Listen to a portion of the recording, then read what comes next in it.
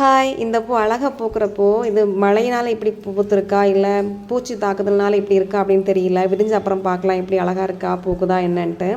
நேற்று பார்த்த பன்னீர் ரோஜா மொட்டாயிட்டு நின்றுச்சு. இன்றைக்கி 2 பூவும் பெருசாக விரிஞ்சிருக்கு. தேனீக்கள் அதில் உலாவிட்டு இருக்காங்க.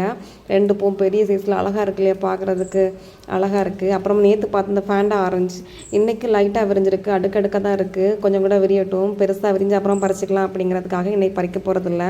ரெட் ரோஸ்லேயும் நேற்று பார்த்த அதே 2 மொட்டும் அப்படியே நிற்கிது. 2 டேஸ் ஆகும்னு நினைக்கிறேன், பார்க்கலாம். அப்புறமா நேற்று பார்த்த ரெட் ரோஸ் மொட்டு தான். அந்த மொட்டு கொஞ்சம் விரிஞ்ச மாதிரி இருக்குது. நேற்று நைட்டில் கொஞ்சம் மழை பெஞ்சிருக்கு. அதனால் ஃபுல்லாக மழை துளிகள் தான் எல்லா பூக்கள்லேயும் போய் உட்காந்துருக்கு. மழை துளியாக இருக்குது. அப்புறமா இன்றைக்கி பூக்கள் கம்மி தான். இன்றைக்கி பூக்கள் பறிக்க வேண்டான்ட்டு இருக்கேன்.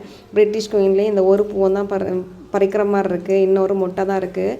சென்டர் போர்ஷன் மட்டும் பிங்க் கலர்லேயும், ஓரங்கள் ஃபுல்லாகவுமே ஒயிட்டாகவும் இருக்குது. இது ஒரு ஒயிட் ரோஸ். நேற்று என் மக பிடிச்சி இழுத்துட்டா, அதில் கொஞ்சம் பிஞ்சு போயிடுச்சு.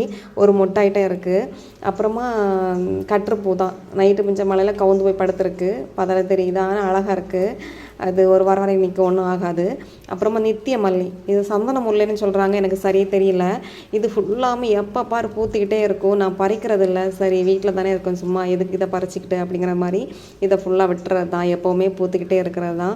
பூத்து கீழே கொட்டிக்கிட்டே தான் இருக்குது. ஆனால் அழகாக இருக்கும், நல்ல வாசனையாகவும் இருக்கும் இந்த மல்லி.